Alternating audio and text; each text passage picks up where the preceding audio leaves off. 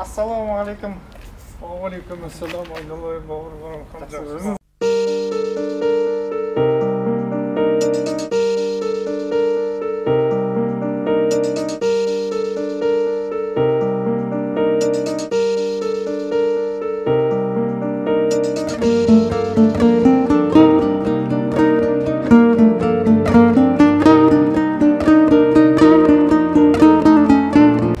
Сол Көкшетаудың бел боласымыз, қазір артымызда із қалсын деп әдейі кітап жаздым өзі өмірімде. Енді қазір 87 жасқа келіп отырып.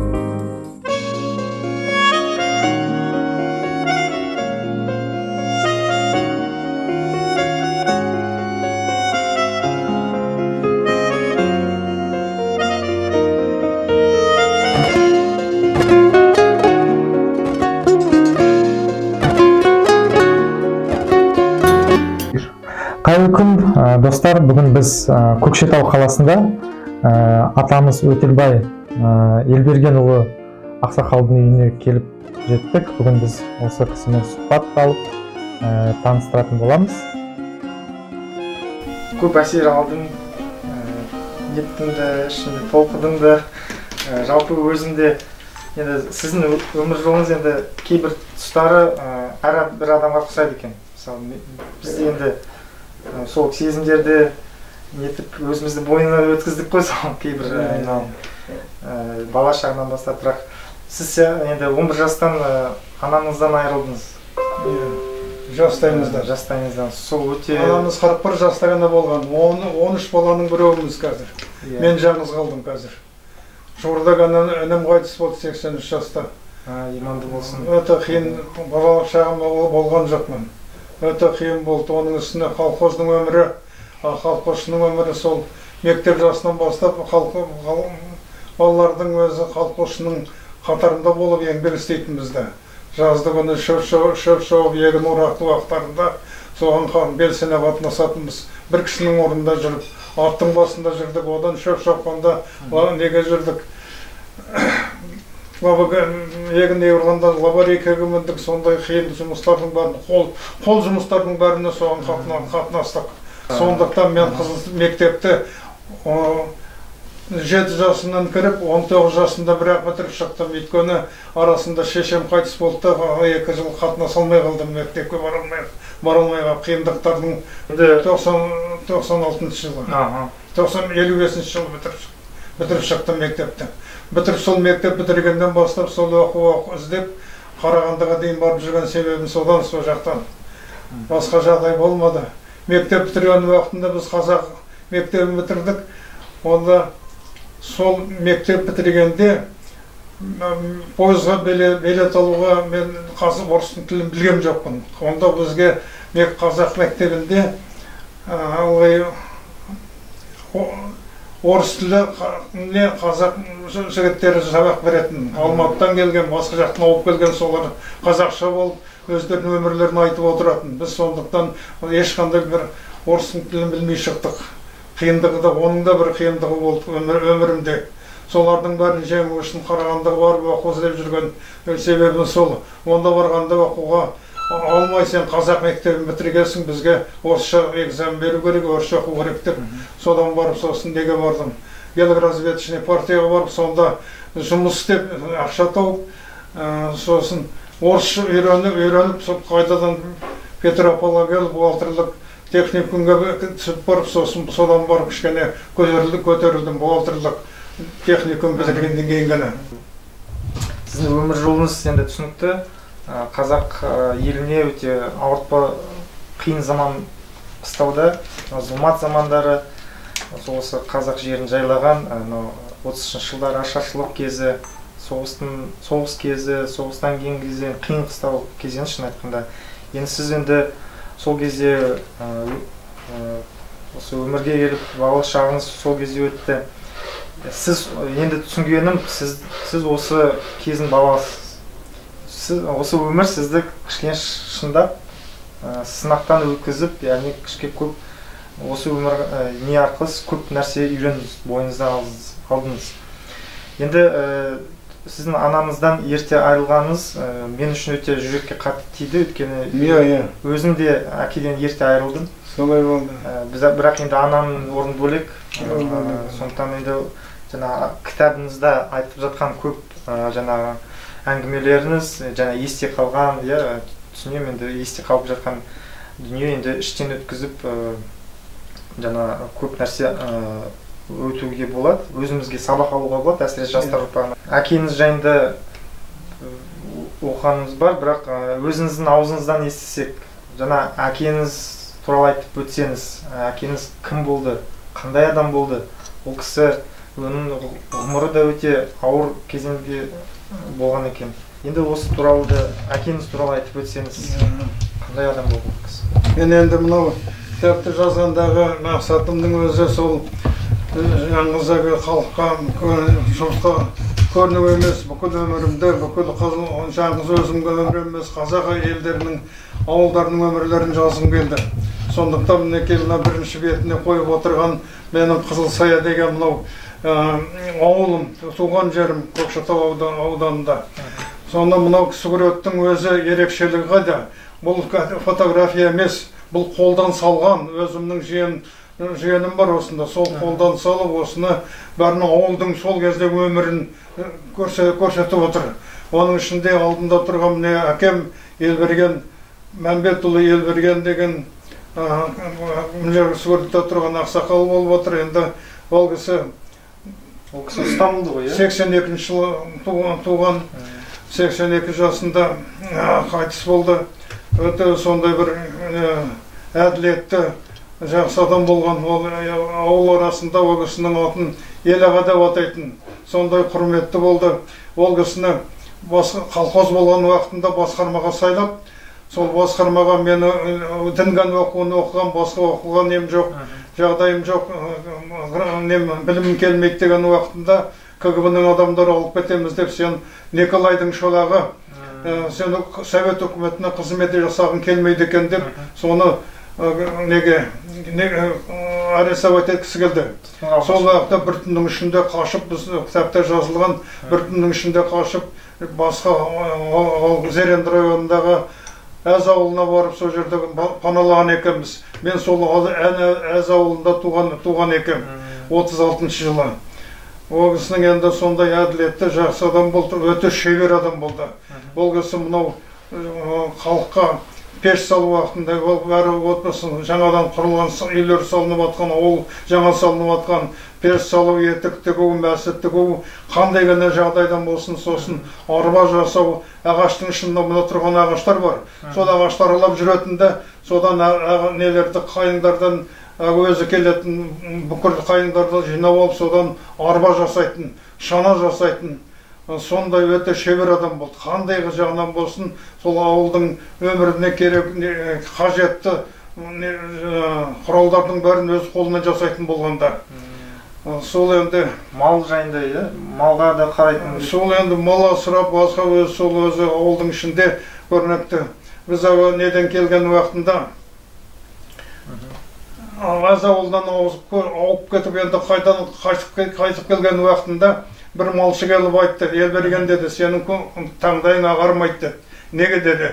Сен деді, өзі ауылдан көші қашып кеткен уақытында бір қотан қойыңды қалдырғасың, бір қотан сиырыңды қалдырғасың, бәрі қалды, сені мінекей барлығы сенің малдарынан өсіп отыр дейді. Сондай еңбекқор адам болған кезінде өзінің елге сыйлы болды, сондай жақсы болды. 82 жасында қайтыс болды дедім ғой. Мынау мінеке тұрған біздің апайымыз, шешеміздің суреті бұл жерде жоқ. Себебі ол уақытта мен карточкаға түсіруді білмейтім де. Артынан бәрі карточкаға түскен уақыттағы менің өмірімдегі осы. Мынау апайымыз 23 жыл туған, ол 6 жасында қайтыс болды. Қарындасым 43 жыл арасында 20 жастың ішінде мінекей менің інім Тоқтармен екеуміз қатар егіз тетелес туғанбыз. Ол 83 жасында қайтыс болды, мен иншалла қазір 87 жасындамын, аман есен жүріп отырмыз. Сол осы мынау ең бірінші осы бірінші бетінің өзі бүкіл ауыл тарихының көрсетіп тұр. Осы жерде. Өте тамаша. Енді жана әпкеңіз Құлынжан деген кісі, ол жана бірінші әйелінен туған, иә? Бұл кісі апайымыз ең бірінші сол колхозда учетчиктен бастаған. Трактордың учетчигінен бастаған. Менің де сосын қарындасым да болды. Мен өзім мінекей бүгін 68 жыл өмірімде барлығы өмірім учетчик неден Уолтерден бастаған жұмыстарлық қызметімді. Қазір 68 жыл еңбек өтілім бар.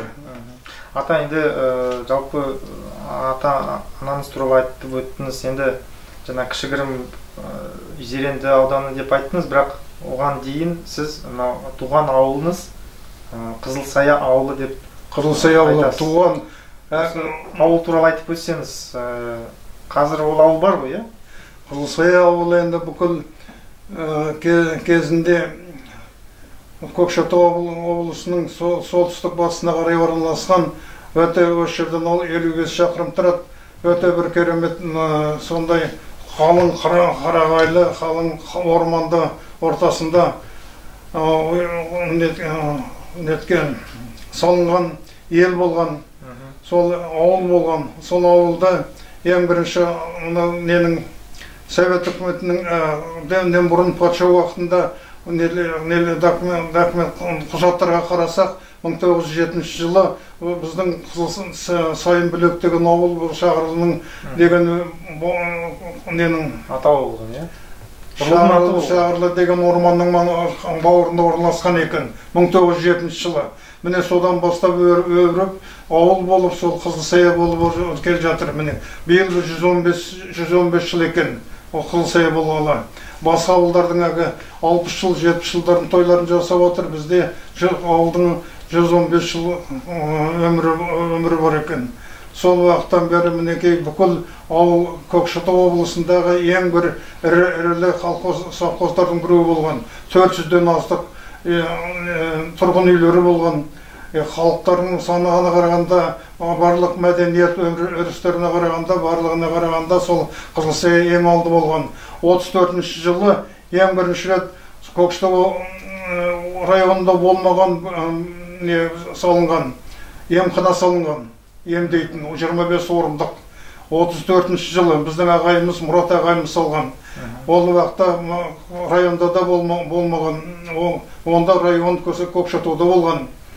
Одан кейін енді мінекей мектеп 25 жылы салынды. 25 жылы мектеп қазақ ауылдарында болмаған мектеп. Сол орта мектеп салынып, сол ағайындарымыздың бәрі сол жерде басқа елдерде болмаған маңайдағы ауылдардың бәріне көмегі тиіп, соларды оқуы болсын, емдеуі болсын, солардың бәріне қол ұшын беріп, соларды жинап алып, ел қылып, барлығына маңайына үлгі болған үлкен ауыл қазірде бар. Бірақ қазіргі өмір енді бұрынғыдай емес. Қазір ауылдағы нелердің, балалардың бәрі, жастардың бәрі сол көшіп кетті, басқа жұмыс жағдайларды қиын болып қалғандықтан, ауылдан, ауылдықтардан алыстау болғандықтан, мына жерде ауданның үлгісі болған осы ауыл. Сол аудан бізді кезінде 600-ге дейін балалар оқыған бір жерде. Сезенді. Ал қазір енді қарасаңыз, енді сол 100 шақты ғана балалар оқитын болып қалды. Соны мен анау несінде жазған, қазіргі жазған өмірі қысқарылып қалған. Қызылсаяның мектебі 25 жылы 1925 жылы салынса да, сол уақытқа дейін мектепте арнайы салынған ғимарат болмаған. Сол ғимаратты салу үшін айнала мен сол ауылдың бас бухгалтері болдым. Одан Еленовкаға келгенде соның бас бухгалтері болып, жұмыс қызмет істеп жүрген уақытында ағаймен келісіп сол неден мектеп салуға ұйғардық. Менің нетімін ағайдың айту ақылыменен менің қызметімнің бабым жұмысыменен сол уақытта 66 жылы 64 жылы 191 орындық мектеп салып, сол мектепте балалар оқыды. 2 смена бұрын 3 смена оқитында, қазір сол мектепте оқып шықты. Өзім ол мектептен бұрын жай 4 бөлмелі үйдеген оқушы қалмайлы 5 жылдары.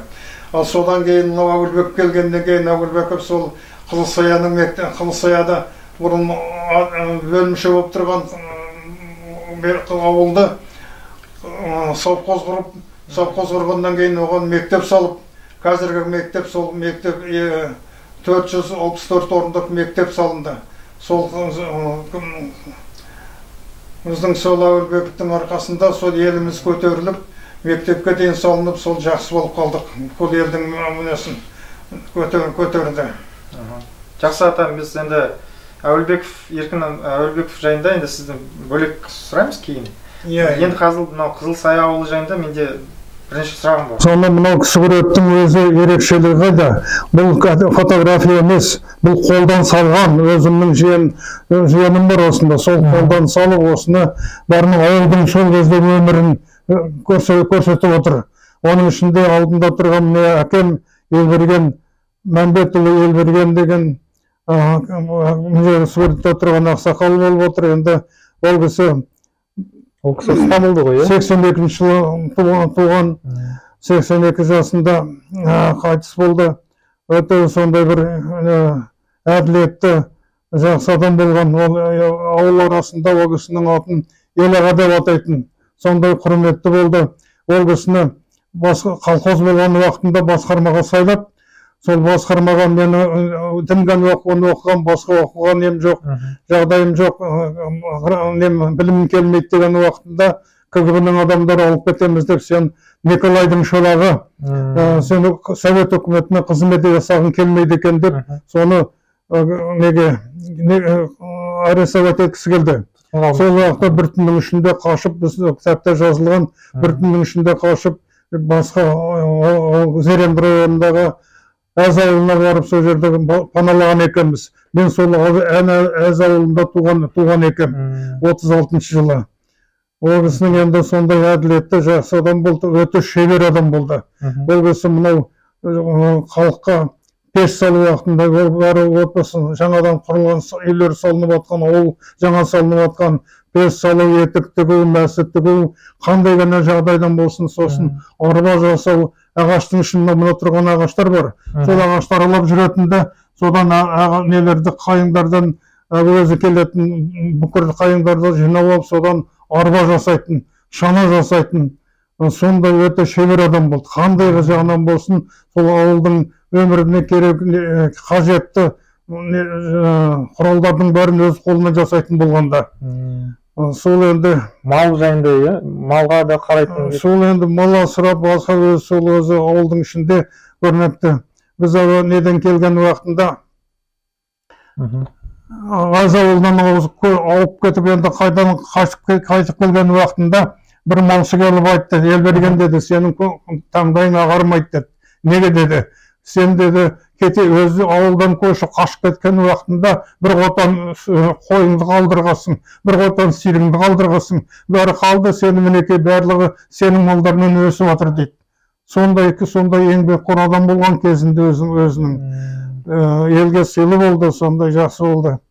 82 жасында қайтыс болды дедім ғой. Мынау мінеке тұрған біздің апайымыз, шешеміздің суреті бұл жерде жоқ, себебі ол уақытта мен карточкаға түсіруді білмейтім де. Артынан бәрі карточкаға түскен уақыттағы менің өмірімдегі осы. Мынау апайымыз 23 жыл туған, ол 6 жасында қайтыс болды. Қарындасым 43 жыл арасында 20 жыл. 20 жастың ішінде мінеке менің інім Тоқтармен екеуміз қатар егіз тетелес туғанбыз.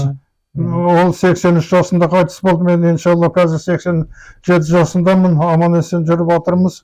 Сол осы мынау ең бірінші осы бірінші бетінің өзі бүкіл ауыл тарихының көрсетіп тұр. осы жерде. Өте тамаша. Енді жана әпкеміз Құлынжан деген кісі, ол жана бірінші әйелінен туған, иә? Бұл кісі апайымыз ең бірінші сол колхозда учетчиктен бастаған. Трактордың учетчигінен бастаған. Менің де сол қарындасым да Уолтер болды. Мен өзім мінекей бүгін 68 жыл өмірімде барлығы өмірім учетчик неден Уолтерден бастаған жұмыстарлық қызметімді. Қазір 68 жыл еңбек өтілім бар. Ата, енді жалпы ата-анаңыз туралы айтып өттіңіз. Енді жана кішігірім Зеренді ауданы деп айттыңыз, бірақ оған дейін сіз туған ауылыңыз Қызылсая ауылы деп. Қызылсая ауылы туған ауыл туралы айтып өтсеңіз, қазір ол ауыл бар ғой, иә? Қызылсая ауылы енді бүкіл кезінде Көкшетау облысының солтүстік батысына қарай орналасқан, өте осы жерден ол 55 шақырым тұрады. Өте бір керемет сондай қалың қарағайлы, қалың орманды ортасында неткен салынған ел болған, сол ауыл болған. Сол ауылды ең бірінші менің Совет үкіметінің бұрын патша уақытында документ құжаттарға қарасақ, 1907 жылы біздің Сайын Бүлек деген ауыл шағырының деген ненің атауы болған, иә? Шағырлы деген орманның бауырында орналасқан екен 1907 жылы. Міне содан бастап өріп, ауыл болып, сол Қызылсая болып келе жатыр. Міне биыл 115 жыл екен ол Қызылсая болғалы. Басқа ауылдардың 60 жыл, 70 жылдардың тойларын жасап отыр. Бізде ауылдың 115 жыл өмірі бар екен. Сол уақыттан бері мінекей бүкіл ауыл Көкшетау облысындағы ең бір ірілі совхоздардың біреуі болған. 400-ден астық тұрғын үйлері болған. Халықтардың санына қарағанда, барлық мәдениет өрістеріне қарағанда, барлығына қарағанда сол Қызылсая ең алды болған. 34 жылы ең бірінші рет Көкшетау районында болмаған салынған, емхана салынған, емдейтін 25 орындық. 34 жылы біздің ағайымыз, Мұрат ағайымыз салған. Ол уақытта районда да болмаған, онда район Көкшетауда болған. Одан кейін енді мінекей мектеп 25 жылы салынды. 25 жылы мектеп қазақ ауылдарында болмаған мектеп. 10 жыл сол орта мектеп салынып, сол ағайындарымыздың бәрі сол жерде басқа елдерде болмаған маңайдағы ауылдардың бәріне көмегі тиіп, соларды оқуы болсын, емдеуі болсын, солардың бәріне қол ұшын беріп, соларды жинап алып, ел қылып, барлығына маңайына үлгі болған үлкен ауыл қазірде бар. Бірақ қазіргі өмір енді бұрынғыдай емес. Қазір ауылдағы нелердің, балалардың бәрі, жастардың бәрі сол көшіп кетті, басқа жұмыс жағдайларды қиын болып болғандықтан, ауылдан, ауылдықтардан алыстау болғандықтан, мына жерге ие болмай қалдық. Ауданның үлгісі болған осы ауыл. Сол бізді кезінде 600-ге дейін болдыр оқыған бір жерде. Осы енді бұрын енді Сайын Бөлек деп аталды, иә? Иә, бұрын Сайын Бөлек деп аталды. Ол рудың аты. Ол атамыздың аты. Сол уақыттағы шаңырақ иесі болған Сайын Бөлек деген. Нұрмағамбетов Сайын Бөлек деген соның атына болған. Сосын кейін Қызылсая деп атын қашан өзгерген? Қызылсая деп колхоз құрылған уақытындарда, Совет үкіметі құрылғанда 30 жылы колхоз құрылды. Сол жылдары Қызылсая деген ат берді. Оған ат беріп жүрген себебі анау қалың орман, қайың соның бауырында болғандықтан Қызыл халқына сая, жылда суықтан қорғайтын, жазда ыстықтан қорғайтын сая деп қосып, соны Қызылсая деген атын берді. Сондықтан ал колхоздан артынан совхозға ауысқан уақытында сол Қызылсая аты қалып қойды, Қызылсая болып совхозы болды. Сол әлі күнге дейін Қызылсая ауыл болып келе жатыр. Енді тағы да мынандай сұрақ. мынау сайын бөлек қазіргі қызыл сая деп аталады. Иә. Сіздің кітабыңызда мен оқығаным сүт емген деген қызыл ағашқа ауысты да. Сауыт биіктесін. Жоқ, ол маңайдағы колхоздар ғой. Иә, солардың атаулары бұрынғы және жаңадан ауыстырылды ғой сол кездерде. Сол кездерде сол мінекей бұрын болған екен, сайын бөлек ауыл болып тұрғанда мына сүт емген деген қызыл ағаш болған. Сүт емген атаның аты. Қызыл ағаш ауыл колхозы жанында 7 шақырым. Бектесін 10 шақырым Бектесін деген ауыл бар. Одан кейін мынау талап мәдениет деген қазір бұлар басқа облысқа ауысып кеткен. Сол жақын сол ауларда кіндік ауылдық советі болып, сол арада соның бәрін ұйымдастырып отырған осы ненің сайын бөлек ауылы соның кіндіктің орталығы болған сол уақыттың өзінде. Неге қазақша атаулар сол кезде қайтадан қазақша ауылдар қайта аталды? Немен байланысты болды сонда? Енді мынау кейінгі қойған аттары бұлар совет үкіметінің қойған аттары. Яғни бұрынғы атаулар олар бұрынғы аттарының аттары міне басқа да өзі тұр ғой, бұрын болған. Оны совет үкіметі келгеннен кейін басқа да ауыстырып, қызылға ауыстырып барлығын идеология, иә, сондай. Барлығын ауыстырып, соны атын қызыл сая деген. Бұл енді мен сұрақ қойғаным, енді қазіргі мынау, сіз енді қазіргі облыстағы ономастика жұмыс бойынша енді біраз көзқарасыңыз бар ғой енді осы ономастика, жаңа атын ауыстыру бойынша. Бізде облыста, Ақмола облысында өте көп жаңа орыс атаулар еніп кетті, бұрынғы коммунистік, советтік идеологиялық жақта. Енді қазір енді ақырындап ауысып жатыр, мысалы Краснояр дейді, Щучинск, Степногорск, Макинск, Астрахан, Целиноград деген сияқты көптеген ауылды елді мекендер қарамағында жаңа орыс атаулар. Енді сіздің жалпы өзіңіз көзқарасыңыз қандай осы облыстағы ономастика қанағаттанасыз ба? Жалпы қалай болу керек негізі? Сол атаулар қалу керек па, әлде біз енді әрине бұрын тарихи атауын қайтару керек? Қазақтың өмірінде бұрын жердің аты елдің аты болған. Солай аталып келгенде. Сол негізінде елдің аты, жердің аты аталуының себебі сондай оның дұрыстығы. Сол уақыттарда кім қайдан шыққан, қандай ағайын бауырлар болған, солардың біріне танысып, сол айтқан атынан ғана біліп отыратын болғанда. Қазір олардың бәрін өзгертіп тастады, оны бәрін қысқартып, басқа даже ауылдың аты балалардың аттарын бәрін өзгертіп жүрдік қой барлығын. Сол ағайындарды қазір біріне танымайтын болып қалды барлығы да. Сол бұрынғы уақыттарда ата-бабаларымыздың жол жобалары, ол кісілерді оқымаған дейміз, бірақ солардың бастаған өмірлері бәрі дұрыс болып тұр ғой соның бәрі. Соның бәрі біз соны ұстай алмай айырылып қалып отырмыз ғой содан. Қазір де соны жалғастырса, соны дұрыс болар деп айтып, қазір кейбір қалалардың аттарын қайрадан өзгертіп отыр ғой, сол өзгертудің өзі қиын болып отыр. Сондай жағдай қазір. Бірақ мен байқағаным, мынау сайын бөлек ауылында енді қазақ мекен деген да, қазақ. Ондай келген орыстар, басқа ұлттар ондай көп болмады сіздің ауылыңызда. Ауылдық тағдыры сол кез жергілікті қазақтардың күшімен көтерілді жаңағы. Қазақтардың ата-бабаларымыздың өздері көтерілген. Мысалы үшін айтайын деп отырғаны 1925 жылы мектеп салынды.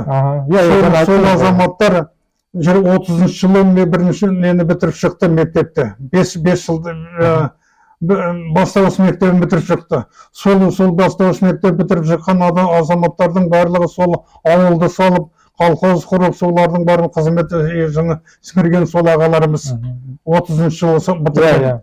Сол 30 жылы бітіргенде осы зұлмат заманда 30 жылдары енді ашаршылық болды, кеңес заманы саясаты болды.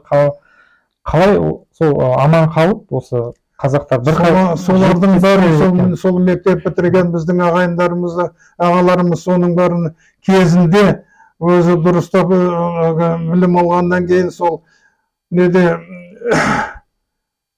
ұйымдастырып, айымшыл болып ұйымдастырып, сол ауылдардың бәрін ыдыратып жібермей, басын қосып, еңбек жасап, сол мал өсіріп, содан барып сақтап қалған барлығында. Сол ел болып, содан құралып жақсы болып қалған себептері содан келген отыр. Еліміз ақсақалдарымыз сол уақыттарда енді болған ақсақалдар ертеңге дейін көз көргендеріміз бар. Солардың бәрі өмірлерінің бәрін сарп етіп, сол дұрыс жолға қойып, бәрін емшілдікпенен соның арқасында колхоз ұйымдастырып, одан мал өсіріп, соны жағдайларын жасап барып, содан әркім ол уақыттардағы ешқайдан ештеңе сатып алмайтын, басқа тамақ болсын, басқа нелердің өмір сүретін құрал саймандардың бәрі өз қолдарын жасап алатын керегін.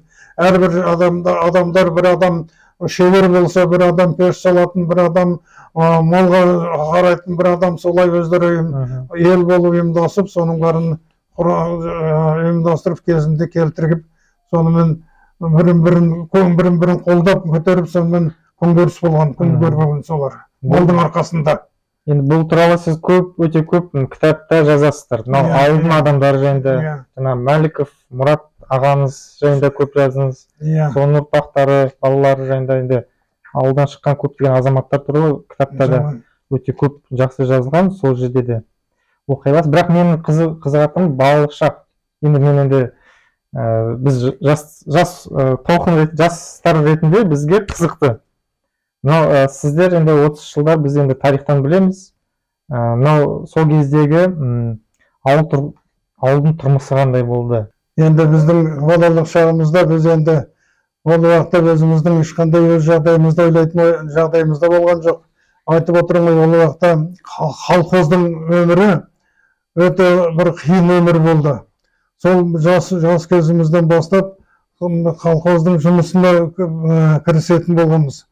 Жалғыз мен емес, сол бүкіл жас балалардың өзі менің аттың басына мініп, шөп шауып, егін орып, солардың барлығына бір адамдардың өмірінде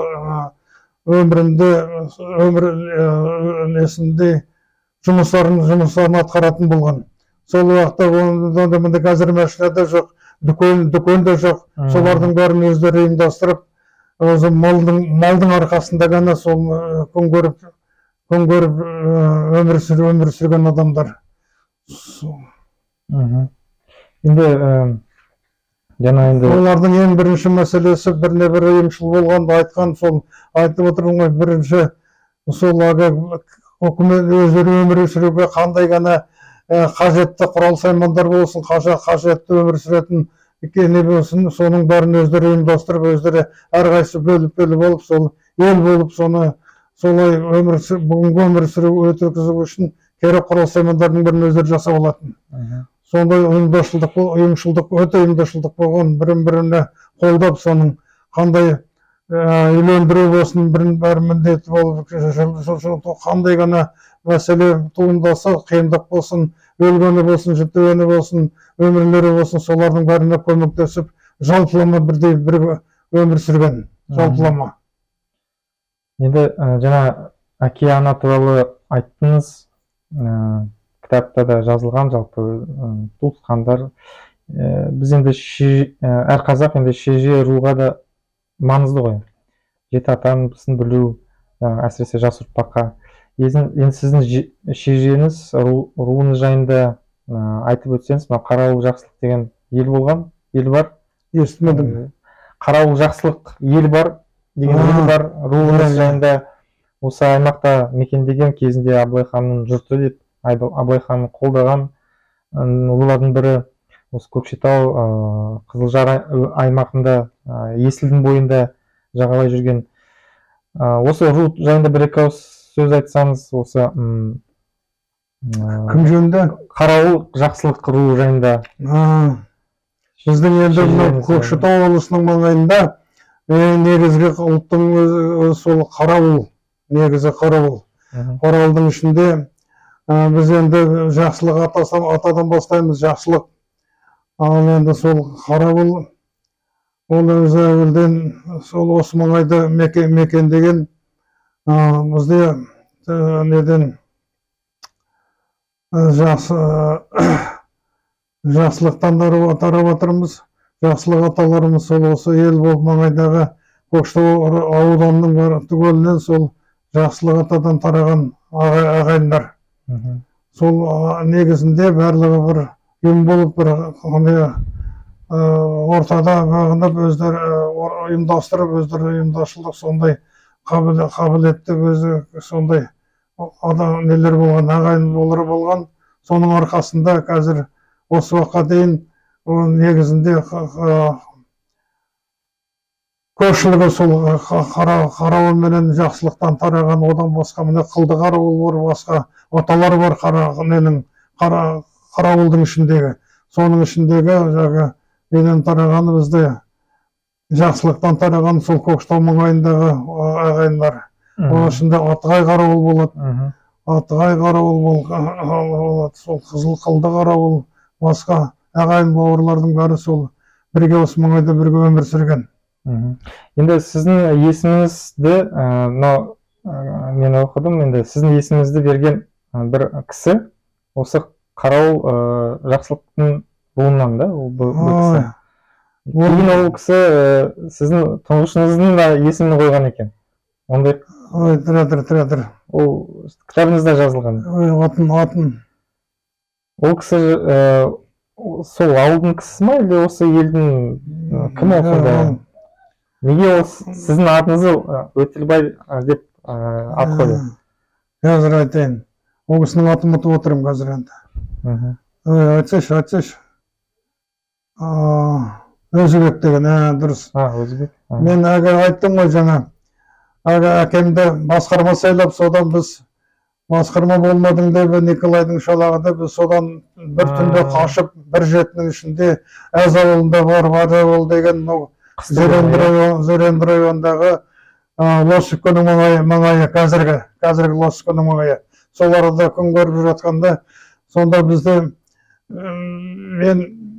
балалар бізде анадан 13 бала болдық дедік қой. Соның ішінде менен бұрын 8-8-і қан туып, бәрі қайтыс бола берген, өмірден өтіп шетіне берген. Содан мен туып 9-шы болып сол арада, сосын менің атымды Тоқтар қойыпты. Тоқтасын енді деп енді тілеп, ұрым болады ғой. Ауыл тоқтасын деп. Сол енді өлім тоқтасын деп. Содан кейін бір отырғанда сол тойдың үстінде кенеттен ойламаған жерден кім деген көрші ауылы бар о жерде, кіші Жамантұздың жанында тұратын. Сол кісі әкемді бұрын біледі екен. Ол кісі атақты молла, ел таныған адам. Сол кісі келетті айтады, сол тойға өзі ойламаған жерден келеді. Себебі осы қарауылдың, жақсылық қарауылдың бір ақсақалы келіп отырды естідім. Сол кісіне мен сәлем берейін деп келдім деп. Келсе содан бесікте жатқан баланы естіп, дауысын естіп, ой қайырлы болсын айтып, бәрін ырым жырықтарын жасап, барлығын сосын айтады, аты кім болды дейді. Аты Тоқтар болды, өзің білесіңдер ғой, бұрын балаларымыз шетіне берді ғой деп. Сосын жоқ олай болмайды дейді. Мен қазір, мен Аллахты айдап келген шығар, мен бұл баланың атын басқадай қоямын. Ол кісі мінекей өз кешегін осында келгенде біз бір балаң туып, оның атын айдап ол қойғасын. Ол айдап ол 9 ай болған күні мінекей бір бала ұл бала туып отыр. Сондықтан бұл баланың атын мінекей Алла тағала өзі алды, өзі берді. Енді бұл баланың атын Өтелбай қоямыз дейді. Неге? Алла тағала өзі өтеді дейді. Өз алғанын өзі өтеді дейді. Өтелбай қоямыз дейді. Ал енді келесі балаңның атын Тоқтар қоярсың деп айтады. Содан барып сол, мен енді Өтелбай болып кеттім. Енді соны ауылға көшіп келдік қой, Қайрадан Қызылсаяқ ауылымызға қайтып көшіп келген уақытында, менен кейін 3 жылдан кейін ұл бала туады. Сосын әкемнің уәдесі бар берген, бұл енді бұл баланың аты Тоқтар дейді. 3 жыл бұрын қойғанбыз дейді. Сосын ол айтады, оны қалай бұл болады? 3 жыл бұрын баланың атын қоямын екен. Сосын қалай болған жағдайын түсіндіріп айтады. Содан кейін мен сонда Тоқтар, Өтелбай, Тоқтар екеуміз сонда бір әуелдегі мен Тоқтардың атын ауыстырып екеуміз солай өмір сүрдік 83 жыл. Одан кейін мен бірінші қызмет істеген уақытында Бекболат деген баламыздың мінекей, ол мені техникум бітіргеннен кейін тағы да сол ауылға мені қызметке жіберді. Мен оны сұрағам жоқ, өзі Алла тағала өзі келтіріп жіберді. Сонда бала Бекболат 59 жылы Бекболат туып отқан уақытында тағы да ақсақал келеді да айтады, ой, мынау мінекей біз қылды қарауыл біздің неміздің атақты Бекболат деген менің атамыздың атын қою жерінде туды бұл. Кімнің аты қалай? Қанай бидің, би. Қанай би. Қанай бидің баласы сол Бекболаттың жерінде туған, мінекей бұның атын Бекболат қоямыз деп.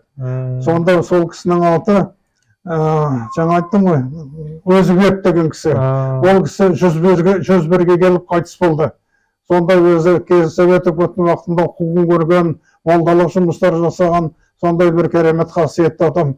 Сонда қараңыз, сонда менің атымда да, Тоқтардың атында, менің бауырымның, баламның атында да бір кісі қою деген ол бір керемет ғажап жағдай ғой. Ол кездеспейтін жағдай. Соның барлығы сол айналып келгенде қарауылдардың Қанай бидің қасиеті деп сондай түсіндік. Сол Бекболатымыз иншалла қазір жүріп жатыр, өзің білесің жағдайларды. Бауыр болдыңдар, туыс болдыңдар. Кейінгі ұлдарыңыз, балаларыңыздың атын қалай болды? Кейінгі балаларыңыз? Темірболат ағамыз бар. Сосын одан кейін сосын өзімен әр жерде қазіргі ауылда бір ауылда айтуға болмайды балаларды. 4 балам бар, 4 бала 4 жерде туды. Солағы неде, жаңағы әз ауылында туған Бекболат, одан кейін Темірболат, Адапьяновкада туды, Еленовкада Гүля деген қызым туды, енді Красноярға келіп, біздің Марат туды. Солардың барлығы біріне-бірі сол бір ағайын туыс сияқты емес былай қарағанда. Мен айтып отырамын сосын. Сендердің елдерің Қызылсая, ағайынсыңдар бәрің. Ата-бабаларының өскен елін ұтуға болмайды деп елдің атын айтып отыр, жаттап алыңдар деп айтып отырамын ғой. Иә, өте дұрыс. Кітапта да жазылған, жалпы бүкіл қазіргі балаларыңыз, немерелеріңіз жайында көп, құдаларыңыз жайында көп жаздыңыз. Құдалыққа барған кездерде көп әңгімелер бар, қызықты. Мен енді оқыдым. Бірақ менде тағы да бір нәрсе өте қызықты болды. Бұл жаңа сіздің осы өміріңізде бұл тұрмыс құру. Тұрмыс, отбасы құру. Отбасы құру өте керемет жағдай. Мен кеше ғана оны қарап, қалай олай бола ма? Мүмкін кішкене автор көркем әдеби жанрын қолданған шығар деп. Бірақ шын мәнінде ол сондай оқиға болды ғой, иә? Сіздің алғашқы тұрмыс құрған кезіңіз. Мен енді сол қиын жағдайларда болып, сосын неге Қарағандыда болып, жан-жақтағынан жүріп, Петропавлға оқуға келдім дедім ғой. Сол Петропавлға мен барып жүрген себебім ол жерден неде оқыдыңыз. Геологоразведочный партияда жұмыс істеп жүргенде, неде Жаңарқай ауданында. Жайрамда. Сол жерде қызмет істеп жүргенде мені сменный мастер қылып, одан жоғары көтеріп, семьяңды көшіріп әкелді, мені жіберді бастықтар. Сосын көшіріп әкелейін деп келсем, үйдегі ағайындар жиналып, барлығы Мұрат бары колхоздағы картайған уақытында, әкем онда 75 жаста, сен онда бір жерге апарып бізді, қайдан біз іздейміз несін, мүрітін. Одан да сен ешқайда бармайсың. Сен мінекі Мұрат аға, өзімен мен бухгалтер болған, бухгалтерлік адамдар көз ашық барлығын біліп тұрады. Сен сол осы бухгалтерлік оқуға барасың. Қайда барасың? Петропавлға барасың. Мен қалай оқимын? Жоқ, сен барасың, бітті. Сол жерден мені жібермей алып қалып, Петропавлға оқуға, бухгалтерлік оқу бітіріп келгем. Немеден айтып өк жаңа?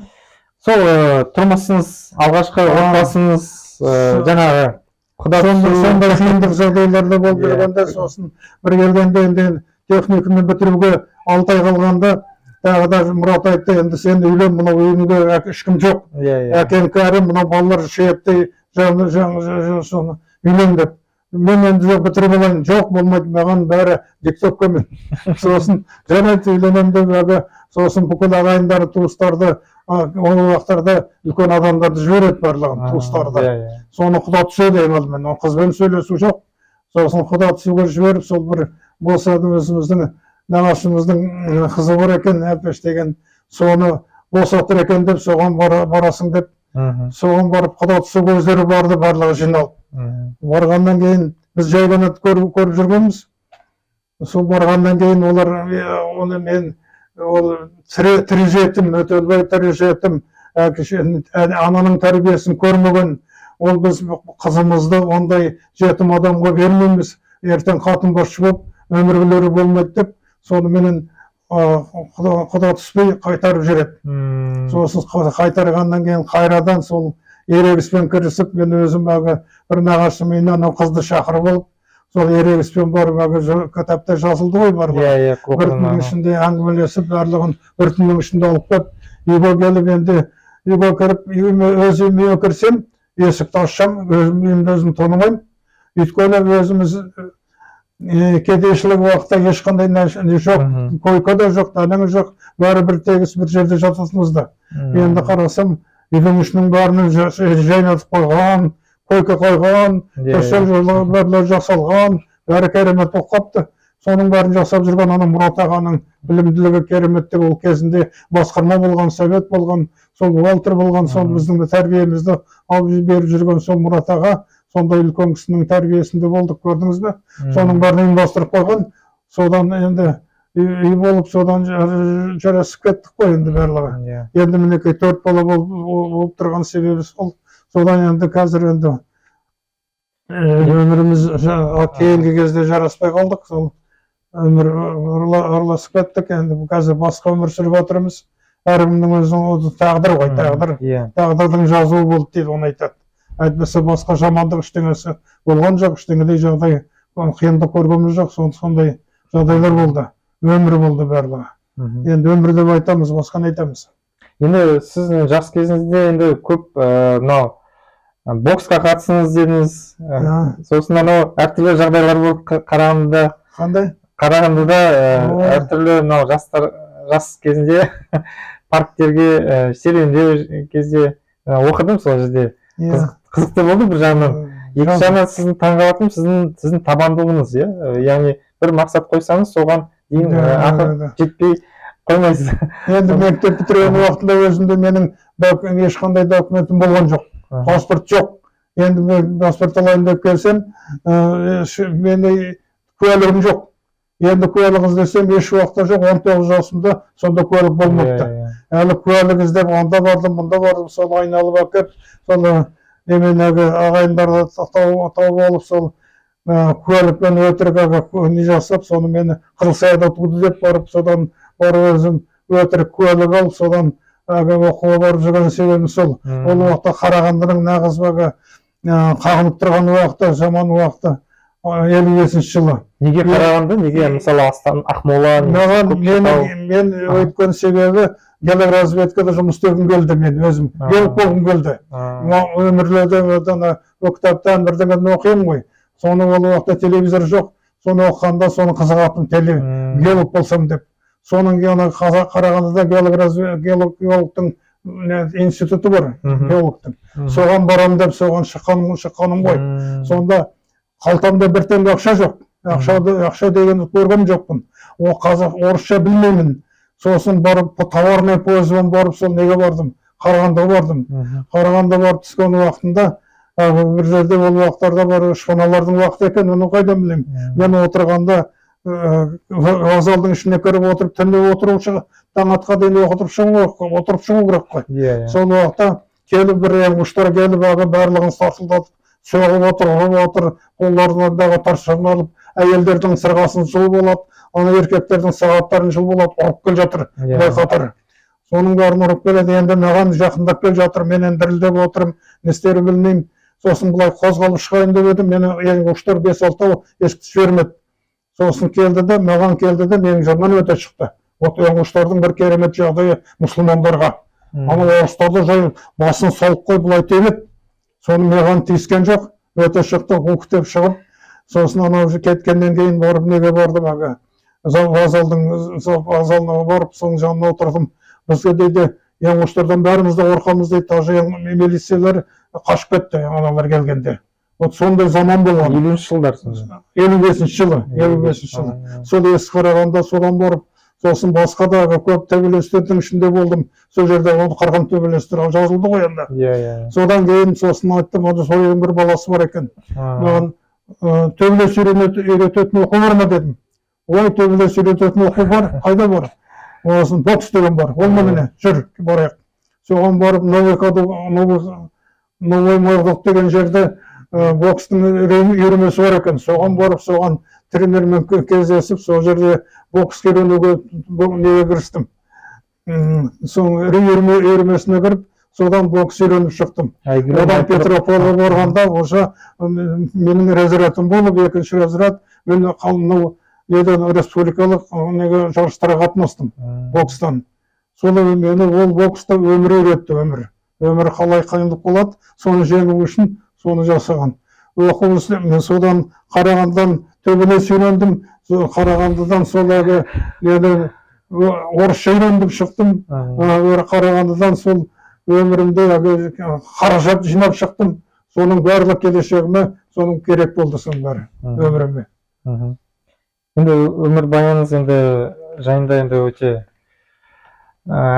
кейін бухгалтер болып жұмыс істедіңіз да, совхозда көптеген қызметтерді атқардыңыз кеңес заманында. Кейін сол заманда кітабыңызда да келтіресіз, жалпы көп әуестік пайда болады. Содан кейін сіз сіздің ұстазыңыз болды. Осы өмірлік ұстазыңызды бір атын тұрмын, бір орыс адам, Кәкімше, Брюхов деген.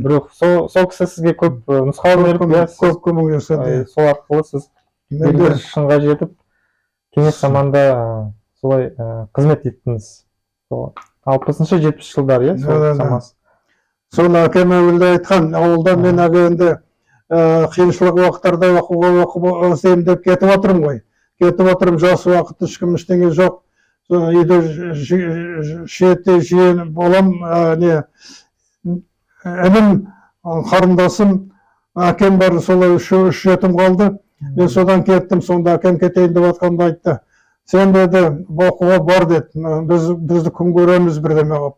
Бірақ еліңді ұмытпа, еліңе ренжіме, еліңнің жасаған қиянаттары болған болса, ол шақта ренжуші болма. Сен адамгершілік қасиетің болса, сол оқуды бітіріп келді, сосын еліңе қызмет істе деді. Сосын сондан айтқанын орындаймын деп, соны ауыл келіп, ауылға ең бірінші ауылға бухгалтер болдым. Содан кейін колхозда болдым. Одан МТС болды, МТС-қа бардым, МТС-тен бухгалтер болдым. Соны бір-бірте өсіріп. Сосын одан бұлақ совхозы құрылысқанда біздің ауылдан. Соған бас бухгалтер болдым.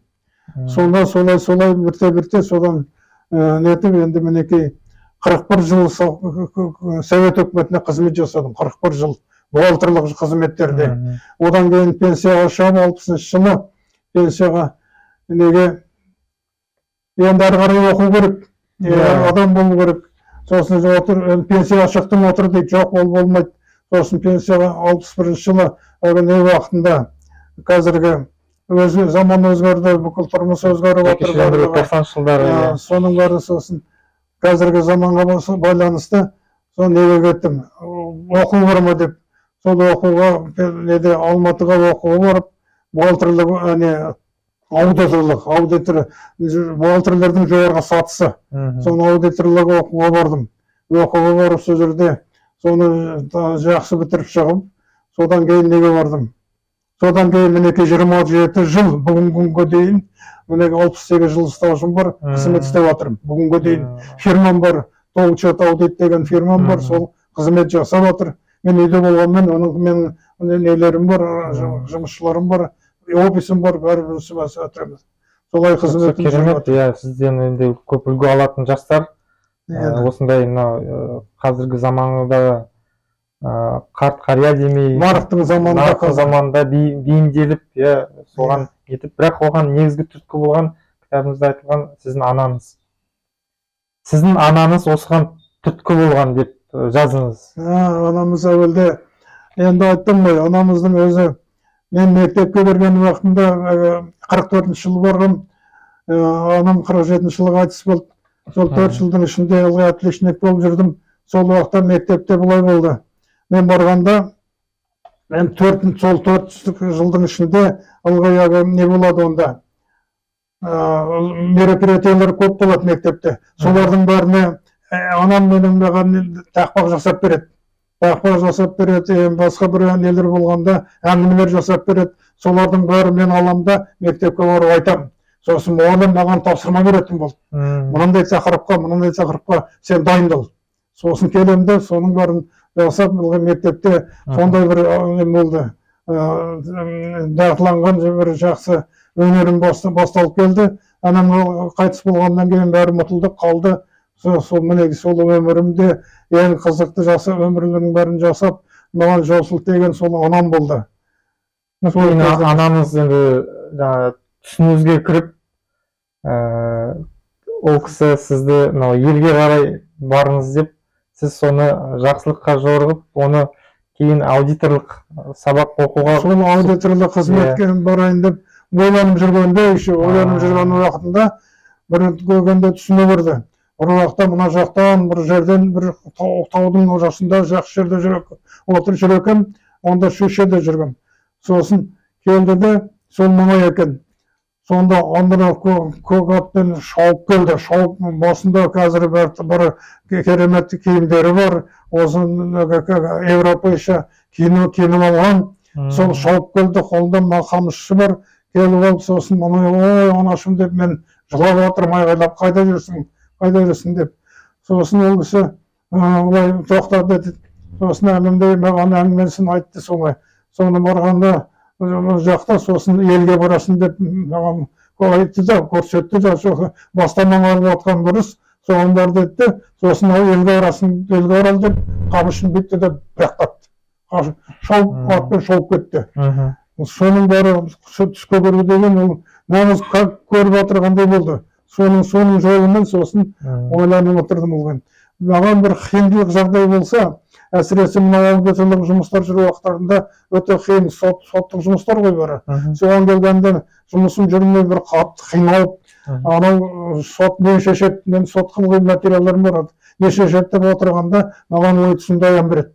Анам береді. Сосын таңертең тұрамда қуанып, қағазымды қарасам, ол сияқты дұрыс емес жазылған. Дословын айтпағанмен де соны қара деп бітті. Қайта қарап, сосын қайта жасаймын. Міне сондай өмірімде бір керемет жағдайлар болды. Енді анамның кітапта арнап тұрған, анам арнап тұрған себебім сол. Сондай бір керемет қасиет. Әкеңіз түсіңізде көресіз ба? Әкеңізді түсіңізде көресіз ба? Жоқ, әкеміз шешім көрмейміз. Әкеміз өте ақылды адам болды. Бұл кісі не болды? Пірадар дейтін оны уақыттарда да. Молла болмағанмен да солардың қазіргі нелерінің бәрі құлағымда қалған. Намаз оқығандардың бәрі сонымен 20 жылдан артық намаз оқимыз, ораза ұстаймыз, сол есімде қалды бары. Ана інімнің не болып жүргенде, сол молла болып жүргенде, сол әкемнің тәрбиесінде болды ол. Көп тәрбиесінде ол менің інім болды, Тоқтар деген. Мен көп тәрбиесін ала алмай қалдым, өйткені шетте болдым ғой бәрі. Сондай жағдайлар болды. Ол кісі. Енді сіз осы кеңес заманында енді тарих қойнауына кетіп жатыр, бірақ қазақ елінде осы елге қызмет еткен, осы аймақтағы әсіресе елімізге танымал Жұмабек Ташенов деген кісі, соның қатарында жүрген Еркін Әуелбеков деген осы Көкшетау өңірі, Ақмола өңіріне танымал сол кеңес заманында қызмет еткен адаммен. Кіммен дейсің? Еркін Әуелбеков деген кісімен көзін көріп қызметімен бірге қызметтес болдыңыз, сол кезде сол кісі туралы енді көп жазылмады, бірақ сіздің жалпы осы көргеніңіз болсын, қызықты нелер болса, осы кісі туралы не айтар едіңіз? Еркін Өлбеков жайында. Енді Еркін Өлбеков 68 жылдан бастап 78 жылға дейін Көкшетау облысын басқарды ғой. Сол уақыттарда Еркін Өлбековтің енді жақсылығын бүкіл ел біледі, айттым ғой жаңа. Қызылсаяны ел қылған, Қызылсаяны совхоз қылған, Қызылсаяның мектебін салдырған, сол өзінің тікелей басқаруымен өзі жасады. Сол уақытта келіп. Енді менің бірге сол кезде қызмет жасаған уақытым, мен сол уақытта Көкшетау ауданының аудандық ауыл шаруашылық басқармасында мен 18 жылдай қызмет істедім. Сол Еркін Өлбековтің кезінде. Сол уақытта мен районда ауданда істедім. Кешегі Өлбековтің несі әкімнің Азнабаймен жұмыстың 10 жылдығы болды. Сол Азнабаймен бірге істедім. Сол уақыттарда управлениеде менің ең алдымен бас бухгалтердан бастап, сосын қаржыгер, содан кейін экономиканы басқардым. Сол бүкіл ауыл шаруашылығының экономика саласы. Оған кіретін бухгалтерлік учет бар, сосын қаржы, финансовый вопростар, экономика барлығын соның барын біріктіріп маған тапсырды. Сол уақыттарда соны мен 18 жыл басқарып шықтым. Сонымен сол менің өміріме өте қажетті өміріме өте бір сілтеме жасайтын бір жақсы тәжірибе алуыма жақсы уақыт болды. Сол уақыттарда жүргенде енді Еркіннің қызмет істеп жүрген уақытында емес, артынан кіммен менің бір туысым мұның баласы Еркін Өлбековтің несімен балдызы ғой, Алма деген балдызы бар, көшенің сіңдісі. Соған үйленіп, сол құдалық болып, құдалыққа барып, содан бастап білетімізді, одан басқа өзінің қызмет жөнінде жай ғана бұлай кездесіп жүреміз ғой, енді жақсы тәрбиесін алып, содан кейін мұны мен районнан ауысып келіп неге бардым, Абылайхан совхозына бардым. Ол үкіметтің бір қаулысы болды. Артта экономикасы құлдыраған совхоздарға көмек жасап көтеру деген сөз. Сосын мен айттым, мен барам. Соған барып, сол жерде 5 жыл қызмет істедім. Сол кезде Баян Жанғаловтың баласы Мұратбек деген, Баян Жанғаловтың баласы сол жерде жұмыс істеді. Мұратбек директор болды. Сол уақытта Еркін Нұржанұлы неде болды, Москвада болған. Москвадан сол 60 жылдағы болғанда өзінің осында облысқа шақырып алып, сонда өзінің құрметтеп, сол үлкен тойын жасаған болғандында. Сол тойлар тарағаннан кейін, Баян Жанғаловты білесің, өзің социалистік еңбек ері атақты. Сол кісі баласының үйіне келіп, Өлбековті қонаққа шақыруға ұйғарды.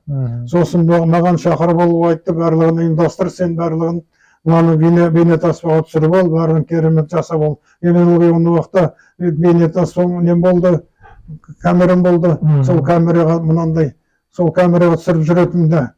Содан ол кісіні қарсы алып, сол жерде өздердің қарсы алғанда, оларда ең алдымен облыстың селхоз управлениенің бастығы бар, сол Шүше районының бастықтары бар, бәрі Болат деген өзінің інісі, онда Шүше районында председателі басқаратын, атқару комитетін басқаратында.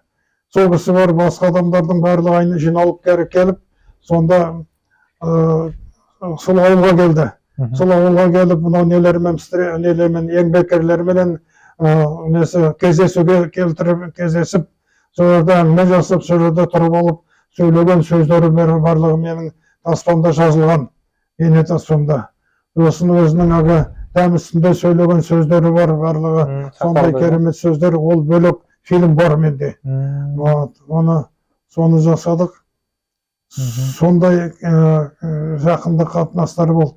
Сосын бір кенде ол кісі неде болды ағы, жұмыстардан бәрінен босап келгеннен кейін өзінің еліне келіп, Розай орнында, Шұқыркөлде, соларда өзінің еліндегі не ашты, тоқ ашты. Сол тоғдан ашқан уақытында астығы өндіреді. Содан анау менің Айыртау районының несіне элеваторына астыға келеді. Соның келіп жүргенде бір келгі уақытында аған айтты маған.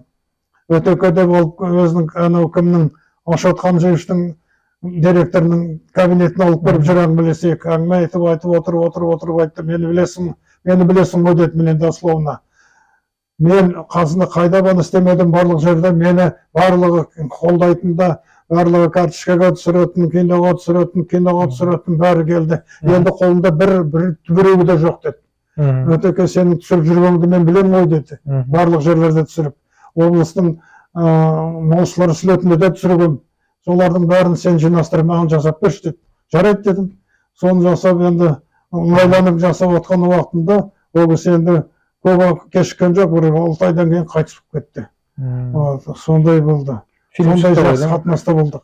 Фильм шықты ғой сонда, да? Фильм шықты, иә? Фильм сосын жасадыңыз, иә? Қалай? Жаңа фильмді жасадыңыз. Соны жедел түрде, оның әлі өңделген жоқ, сол фильмдерді жасадым, менде бар ол фильмдер. Енді мынау сөйлеген сөздері бәрі, өсиеттері бар жасаған жоқ. Енді сіздің мынау жаңа өзіңіз айтып жатсыз, мынау әуестігіңіз жайында, хобби. Фото түсіру, видеокамераға түсіру, баспаға түсіру. Қашан басталды бұл? Мен бұрын Көкшетау районында жүргенде нететінде, карточкаға түсіретінде, үйрендім былай көрерлерден көріп. Сосын карточкаға түсіріп жүрдім, сосын облыстан ұйымдастырылды. Фотографиялық бір ұйымдастырылды. Сосын жарайды, соған барып кірдім. Сосын бәрін үйретіп, олар жасай бастадық. Содан бірде жасайтын болдық. Совхоз, жаңадан құрылған совхоз, Жамантұз совхозымен соның ауысып келген уақытында сол совхозда фотографияға түсіру керек болды. Сосын фотографияға, сосын жай мынандай ол уақытта мынандай аппарат жоқ. Ана киноға түсіретін дейтін басқа бір аппараттар болды, қолмен бұрайтын. Сол қолмен бұрайтын аппаратпен мен соларды фильмге түсірдім. Енді ол уақытта қандай качество болады. Соның бәрін түсіріп, ауылдың праздник сыйлау деген түсіріп, соны облысқа келіп, облыстан бірінші орын алып, сосын республикаға жіберді. Сосын республикаға барып, республикада 28 фильмнің ішінен екінші орын алып шықтым. Бәрі қолына түсірген. Ол нелерім бар барлығы. Сосын одан келгеннен кейін енді тағы да фильмдер неде жасап отырғанбыз әгі.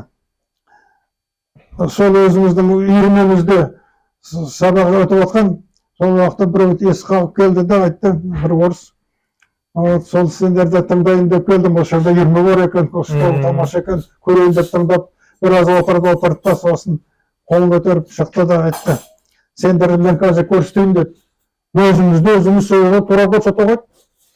Ой, бәрі көзіміз мынандай, біз оны жасаймыз, сосын ана проект етеміз, анда апарамыз, мұнда апарамыз, соны жүреміз ғой 3-4 күн. Ол қолынан сосын білген нәрсе. Бұл деген мынандай бейнекамера бар. Осындай бар, мен неден Владивостоктан келіп жатырмын, осында ауылға келіп едім, туыстарыма ақша керек болып тұр, мен сатамын. Сосын қанша тұрады? 35 мың тұрады. 35 мың теңге емес, рубль. Сосын жарайды. Сосын барлығы жанталасып жүрді, ешкім бәрін үндемей қалды. Мен оған дедім, ойымда неме жоқ. Сосын қалай сенім? Ертең алып келесің деді, мен задатқа бердім, сол жерде тұрып алып, ертең келіп сразу неден кредит алып, жанталасып келіп, 35 мыңды алдым. 35 мың онда 5 машина аласың. Бір 5 машина сатып аласың. 5 мыңнан бір москвичтер тұратын да. Ол 80 жылдары да? 80 жылдары, иә? Жоқ, 72 жылдары. 72 жылдары. 72 жылдары, 72. Сол жылдары сосын ағын сатып алып, ағыдан кейін ағыны. 88 алмақ. 88 дейді. Камера да? Сол камераны сатып алып, сонымен сосын түсіре бастадым содан кейін. Сол 72 жылдан бастап түсірген сосын сонымен айналысып кеттім. Қазір сіздің қорыңызда өте көп бейне таспа, видеолар көп. Қазір өзі көргенім. 300-ге жақын камера нелерім жатыр аның ішінде. Оны қалай біреу пайдалана ма? Мен айтайын қазір жуырда ғана мен неге Абылайхан совхозында 5 жыл істедім ғой, одан көкшілерде Шөше районында сонда барлық 11 жыл істеген уақытында өмірде түсірген, сол маңайда түсірген 14 фильмді жасап неге бердім? Абылайханға бердім, Абылайханға. 14 онда керемет адамдар бар аға.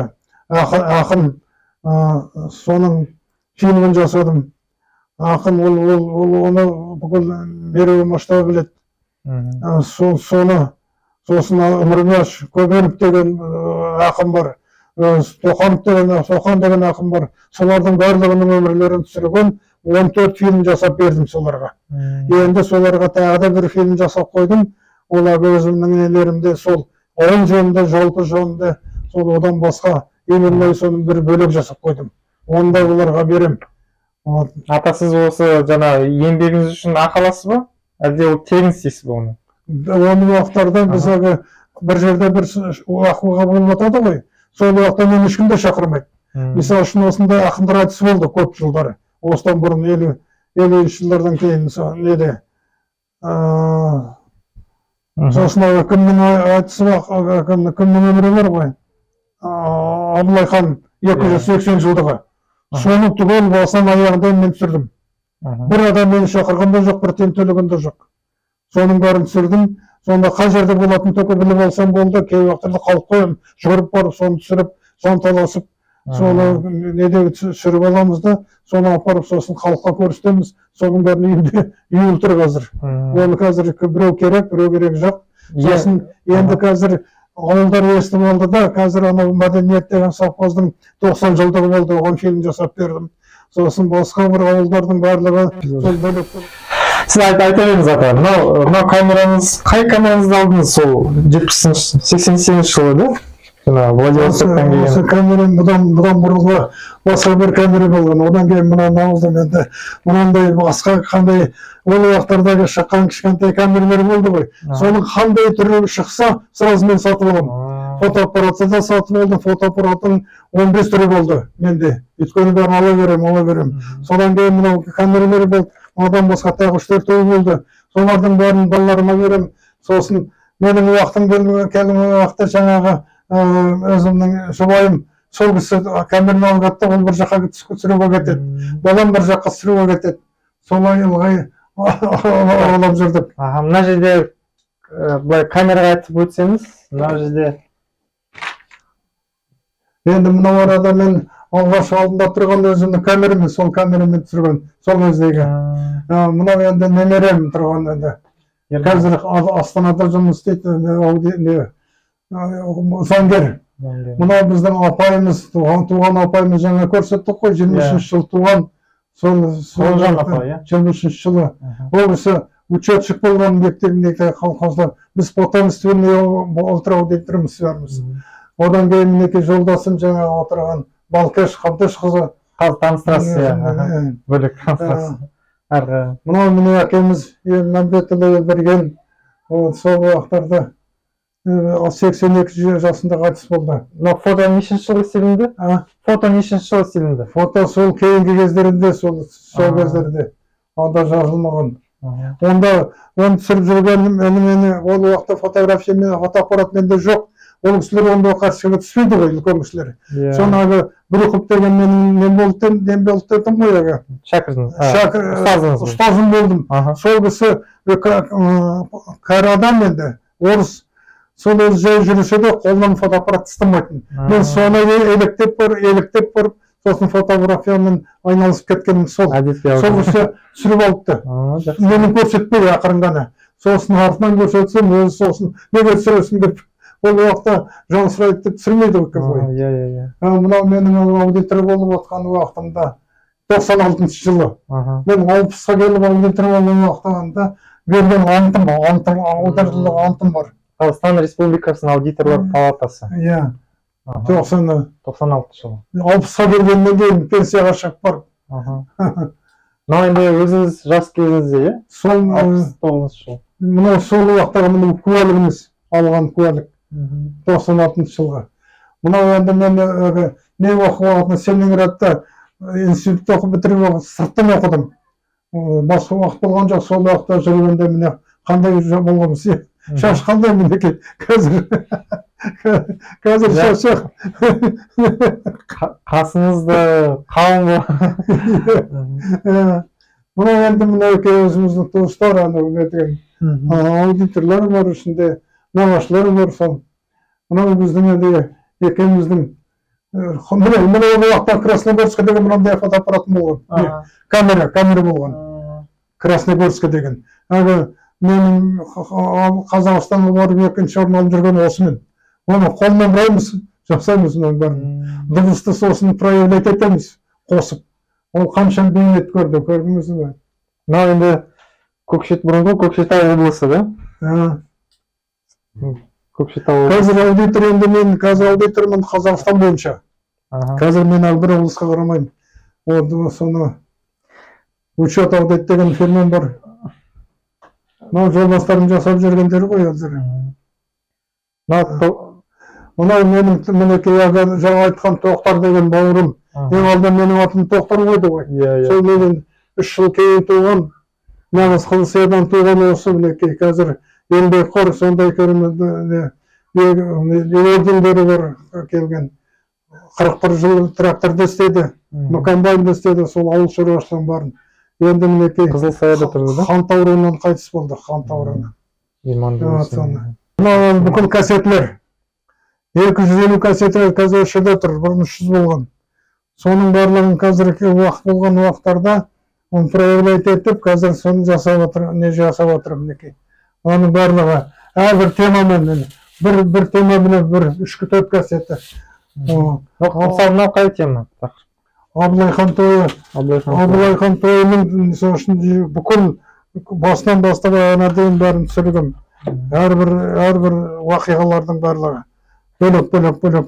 Соны қазір таңдап алып жасап отырмын қазір. Қандай ең қымбат, қандай өзіңізге қымбат таспаңыз, не туралы түсіргеніңіз туралы? Енді өз ауылдың өмірі ғой, ауылдың өмірі бар.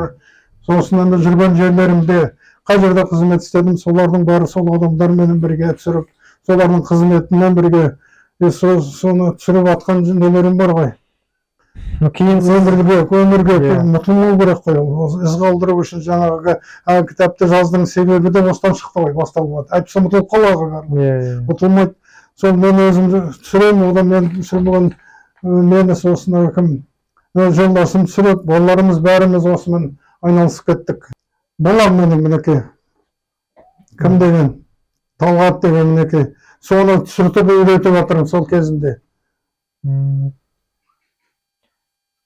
Мынау сіздің жұмыс істейтін орныңыз, да? Олардың бәрі кітаптың ішінде бар суреттер. Енді мынау сіз енді тек қана қызметке қатысты емес, енді жаңа отбасындағы қуаныштар, тойлар, солардың бәрі барлығы осында бар. Осының ішінде менің әрбір 5 жыл сайын тойларым өтіп отырды. Соның ішінде бүкіл тойлардың барлығын керемет қылып. Менің международный аудиторлық фирманың ішінде мен Средний Азияның мүшесімін аудиторлардың. Сонда Қырғызстанға барып, қырғыздармен солардың ортасында барып түсірген көп фильмдерім бар. Менде жеке былай сұрақ. Сіз енді мынау палатада алғашқы құданыз болған Жарсуат еліне барып түсірдіңіз ғой көп. Солардың кассетлері бар ма? Болғанда қандай? Бар. Біз өткенде ол кезде кішкентай болдық. Біздің аналарымызды бізге кассеті де бар, несі де бар. Оны флешкасы да бар. Бізге де берсеңіз, бізді көріп үлескесі де бар. Иә, жақсы Мына болды. мысалы үшін менің 20 жылдығы мынау палатамыз біздің. Соның мына фильмдерін маған сразу жекелеп өзі беріп береді былай. Мені қазір аудиторлар палатасы бар, аудиторлардың палатасы. Сол аудиторлардың палатасының төрағасымын мен. Ол Қазақстан бойынша. Осында менің суреттерім бар барлығы. Мынау біздің президентіміз.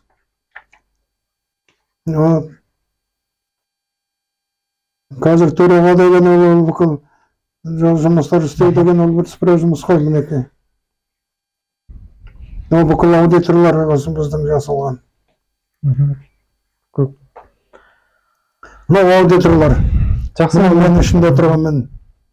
Мына тұрмыс жайында да айттыңыз, енді қазіргі отбасы жағдайыңыз туралы, енді осы қазіргі кезде өмір сүріп жатқан басыңыз бірігіп, өзіңіздің жарыңыз жайында, өзіңіздің өмірлік серігіңіз туралы бір-екі ауыз таныстырып өтсеңіз, біздің аудиториямыз естелікке, бұл енді білесіз ғой, енді YouTube қазір жастар қарайды, немерелер, бала-шаға әрі қарай.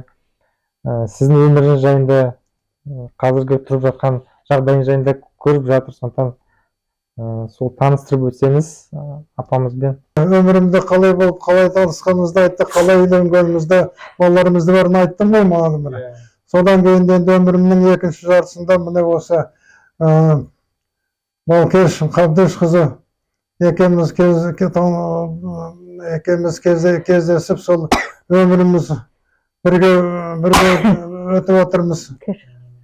Осы 40 жылдан асты, иә? 40 жылдан асыған уақыт бар да. Өмірдің екінші жартысы осымен өтіп отырмыз. Біріміздің өмірімізді біріміз толықтырып, жаңағы кинолар жасаған уақытында, менің уақытым болмағанда бұл кісі түсіреді, мені ол түсіреді. Екеуміз екі жаққа камера алып, балалар бір жағынан камера алып, үшеу-төртеуміз болып жан жаққа тарап кететініміз бар.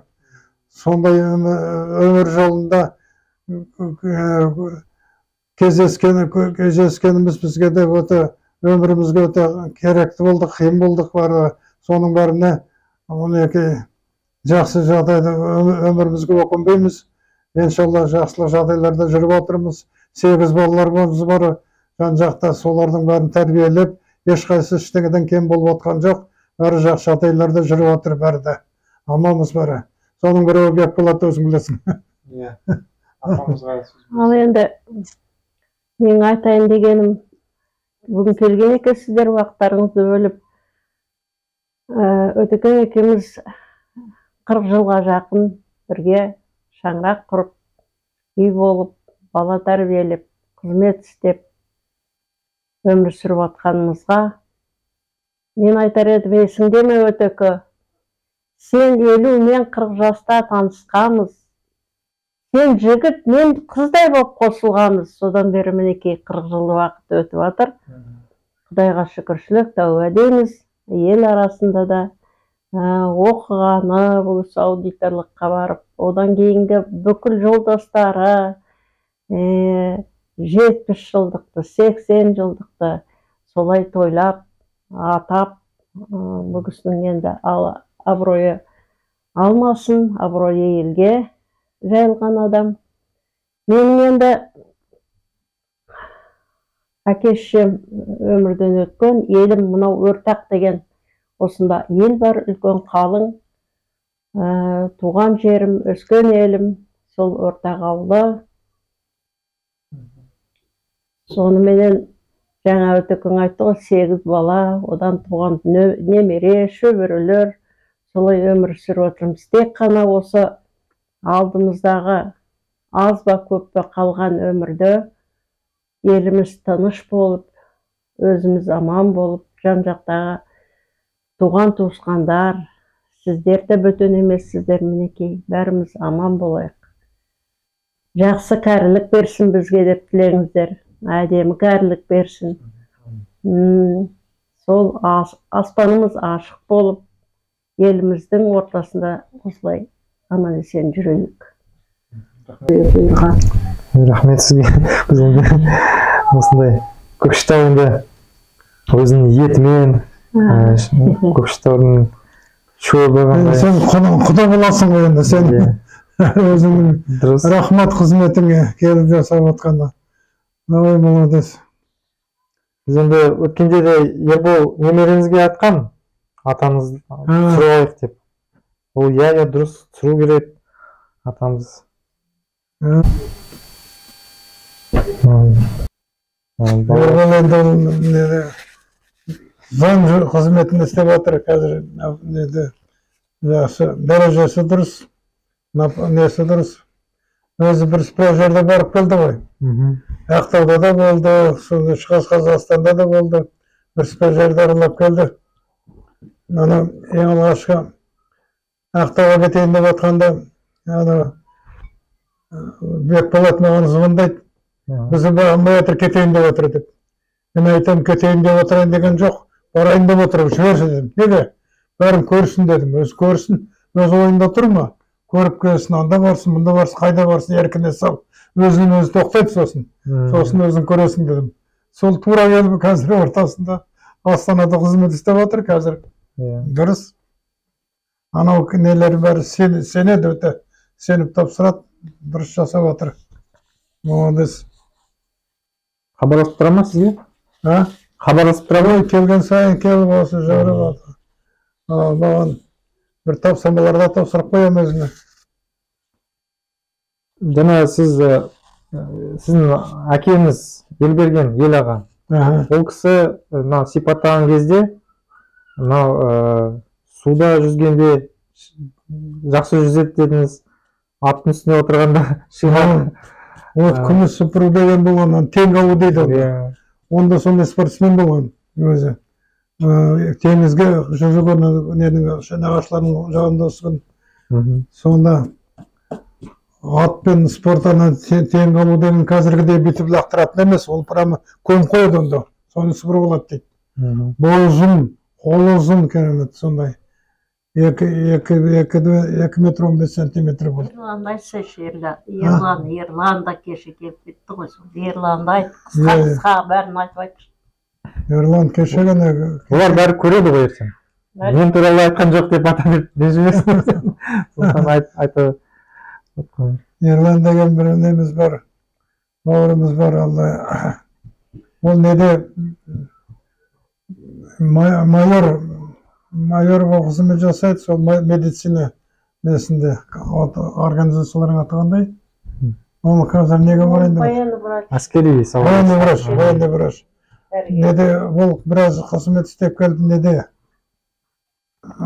Талдықорған емес. Талдықорған жақта. Талдықорғанда біраз қызмет істеп келді, енді қазір Астанада қызмет істеп жатыр. Қазір бәрі жақсы, дұрыс жұмыс істейді. Мұратымыз бен қанатымыз бар, солар да жүріп жатыр енді олар да сол өзінің қызметтері бар жұмысшы арасында. Екеуміз қосылғанда айттық қой, 4 баладан қосылдық екеумізде де. Сол ең үлкен ол 30 жыл милицияда істеп шықты, 3 ауданда начальник милиция болды, содан кейін осында уголовный розыскада наркотикалық бизнесті басқарды. Сөйтіп зейнеткерлікке шығып, қазір 6-7 баласы бар, Шүше қаласында тұрады. Мал ұстайды.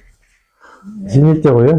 Зейнеткер, полковник званиясын алды да. Балалары сол үлкен қызы сол Гумилевті бітірді, магистратураны бітірді. Жасы 30-ға жақындап қалды да, тұрмысқа шығып, кішкентай бар үй болып отыр жолдасын тауып. Екінші қызын осы 12 августта берейік деп жатырмыз. Анау Әл-Фарабидің туризм өзі мамандығы бойынша қызыл дипломмен бітірді. Мамасының өзі мынау Айнакөл рестораны бар ғой Бурабайда. Айнакөл деген үлкен не бар, гостиница ресторан. Соның 25 жыл, 27 жыл соның директор болып істейді. Істеп жатыр, сосын бала басқаға барып кісі келіп еді, жоқ сен туризм бар деп сонда істеп жатыр қазір қызмет. Бурабайда бір үлкен не жазылыпты, істеліпті. Гостиница тоже былтыр ашылған екен, сонда аудиторман не сонда істеп жатыр. Балалар енді көбі Хабарласып тұрады ғой, иә? хабарласады, иә, енді 12-сі күні қызды береміз, сырға салу болды. Одан кейінгі ұлы IT нені бітірді Алматыда. Қазір енді ол очередті Алла амандық берсе, мен айтам тезірек үйленіп 22-ге қарайды. Сонда істеп жатыр қазір Астанада. Үйі бар, несі бар, жақсы. Одан бір немереміз екеуміздің бауырымызда болған, бірақ сол енді кішкентай күнде мен аудитор қылам, бұны бухгалтер қылам деп, осында техникум бітірді, университет бітірді, әскерден барып келді, десантный войскаға барып служит етті. Келем деген, ертеңінде ол, анау 7-ші канал бар, 8-ші Евразийский канал бар ғой. Соған кірген, содан подряд 8 жыл істеп шықты. Ана бала күнінде осы киноны көрген, аппаратураны көрген, монтаж жасағанын көрген, қалай снимать еткеніміз қалай, соның бәрін кішкентай күнде қарап жүретін аяғымызға оратылып. Сол бала енді қанша, 1 жылдай, 2 жылдай, президентский корпорация, радио, телерадио комплекс. Сонда істеп жатыр. Сонда істеп жатыр қазір. Аға, главный, не дейді, видеоинженер по монтажу, солай түсіндім. Аға, жаман емес, грамотасын алып жатыр, солай. Өзіңіздің кәсібіңіз қандай болды? Өзім кәсібім мектепке дейінгі дошкольный воспитание дейді ғой. Білім беру саласында, иә? Бітірдім. Көп жылдар детсадтарда еще істедім. Осы Көкшетау қаласында? Мынау неде істедім, Рузай районында, Пескі деген жерде тұрдық, неде, Куйбышевский. Сонда районда істедім көп жыл. Отдел кадрда. Сөйтіп, зейнеткерміз қазір, отырмыз. Бір рет алыңыздар, мен соға келейін. Құрметті жазушылар, көрермен, біз бүгін Өтелбай атамыздың қара шаңырағында отырмыз. Осылай бүгін сұхбат жасап, өмірлік жолы, қазіргі осы жағдайы бойынша жалпы еліміздегі көптеген мәселелер, сұрақтарға жауап алып, осы негізгі ең бастысы кітап, осы «Із бен және сіз» деген атты кітабының авторы ретінде көп сұрақтарға жауап беріп, біз осындай сұхбатты енді аяқтаймыз. Бізге енді жазылуға ұмытпаңыздар. Енді бір пікірлер болса төменде жазып, пікір қалдырып отырыңыздар, сұрақтар болса сұрақ жазыңыздар. Бүгін енді осымен тамам. Біз енді осы Көкшетау өңірінде келесі сұхбаттарға кездескенше сау саламат болайық. Сау болыңыздар. Бисмиллахир-рахманир-рахим. Алхамдулиллахи раббил аламин. Алла тағала жүрген жерлеріңде бір амандық болсын. Жол апатынан, табиғи апаттан, тіл көзден сақтай бір Алла тағала. Кіргеннің берекесін, шығанның есесін беріп Алла тағала осы. Алладан не берсе де қайырмен берсін Алла. Бүгінгі мына тойларымыз жасап атқан неме еркеліміздің бүгін туған күні қайырлы құтты болып, Алла тағала осы балаларының немерелерінің қызығын көретін өмір екеуіне, Бекболат екеуіне жарасын өмір берсін Алла тағала. Кергеннің берекесін, шығанның есесін беріп, Алла сендерге абырой амандық берсін жүрген жерлеріңде. Не берсең де Алла қайырмен бере көр Алла тағала. Раббана атина фид дунья хасана ва фил ахирати хасана ва қина ғазабан нар бирахматика архамар рахманин. Амин десін. Аллаху акбар. Аллаху рахмат.